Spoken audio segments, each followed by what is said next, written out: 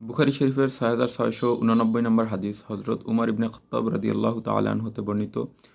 তিনি রাসূলুল্লাহ সাল্লাল্লাহু আলাইহি সাল্লামকে বলতে শুনেছেন, সমস্ত আমলের ভিত্তি হচ্ছে নিয়তের উপর। সেক্ষেত্রে যদি যে মানুষ যে নিয়তি করবে, আল্লাহ তাআলা সে নিয়তের উপর যদি সে সঠিক শ্রম এবং পরিশ্রম করে, সেটা আল্লাহ তাআলা তাকে দেন। এক্ষেত্রে যে ব্যক্তি যদি হিজরত করে কোনো ব্যক্তি এবং সেটা আল্লাহ এবং রাসূল সাল্লাল্লাহু আলাইহি সাল্লামকে খুশি করার উদ্দেশ্যে সেই হিজরতটা হয়, সেক্ষেত্রে সে একটা সওয়াব পাবে।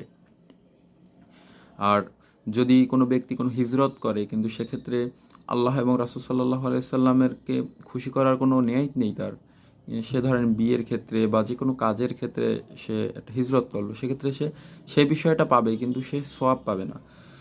এর জন্য এই যে হাদিসটার মূল যে একটা উদ্দেশ্য বা শিক্ষাটা হচ্ছে, আমাদের দুনিয়াবি যদি আমরা কোনো কাজ করি আখিরাত কেন্দ্রিক, প্রতিটা কাজ, একজন মুমিন বান্দার প্রতিটা কাজ হবে আল্লাহ এবং আল্লাহ রাসূল সাল্লাল্লাহু আলাইহি সাল্লামকে খুশি করার উদ্দেশ্যে। সেক্ষেত্রে আমরা প্রতিটা কাজই আমাদের সওয়াব হবে এবং আমল হবে, আমলের পর্যায়ে যাবে। এবং এই যে বিষয়টা, এটা জেনে আমি এবং আপনারা যারা এই ভিডিওটা দেখবেন সকলে জানি আমরা সে আল্লাহ এবং আল্লাহ রাসূলকে খুশি করা নিয়েই সমস্ত কাজ করতে পারি। আল্লাহর কাছে সেই তৌফিক চাই। আমিন।